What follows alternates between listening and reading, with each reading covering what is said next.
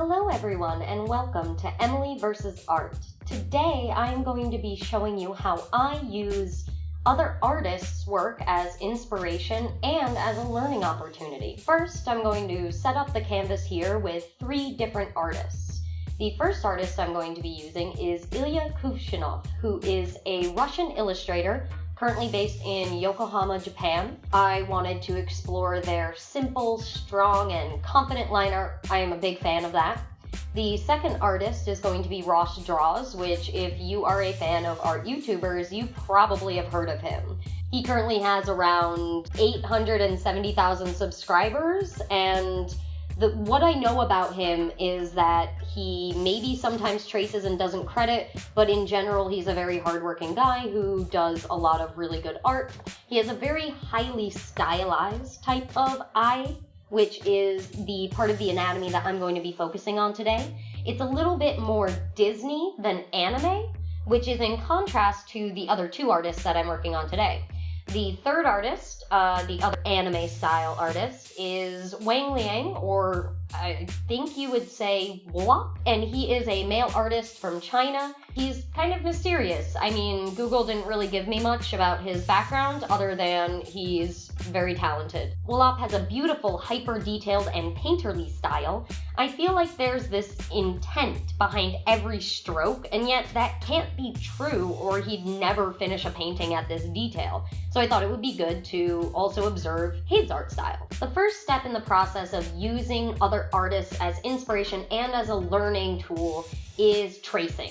And that sounds weird because tracing is usually considered the devil for art YouTubers. And as we talked about with Ross Draws, it's something that people tend to call other people out on and that sort of thing.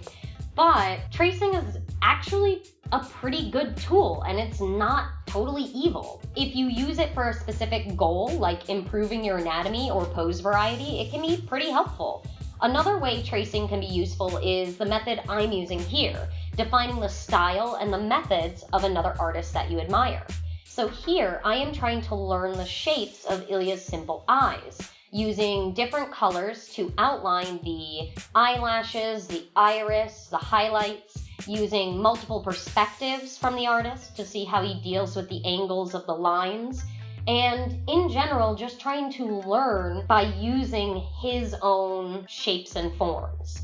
Learning how he mixes realism with stylized eyes. For example, the lash line, where I used to scrape on too much eyeliner in middle school, is pretty defined, while the lacrimal caruncle, the inner eye, is less so. This is something that you might not notice just looking casually at a piece of art. The next step would be copying. The question is, why copy first and not try your own right away?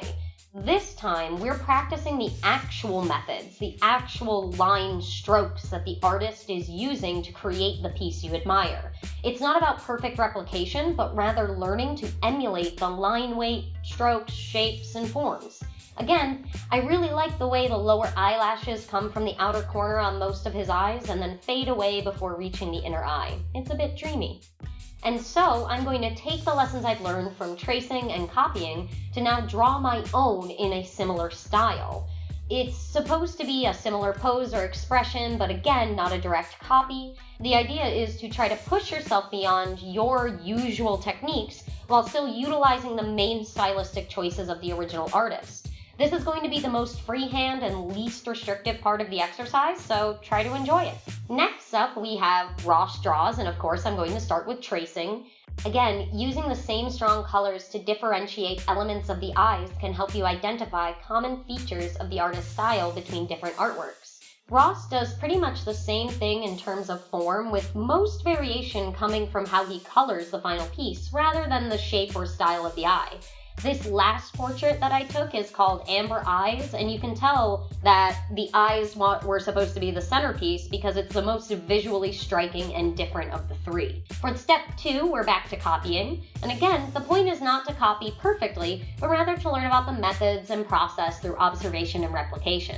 This is difficult here because, again, Ross's coloring really makes all the difference for his eyes. Again, the point is shape and form, not coloring. So I'm focusing mostly on copying the eyelashes and placement of the iris and highlights. Learning about Ross's very strong lashes and less dark irises is important. He does not tend to use line art to define the iris limits. Again, the coloring is kind of the key thing here.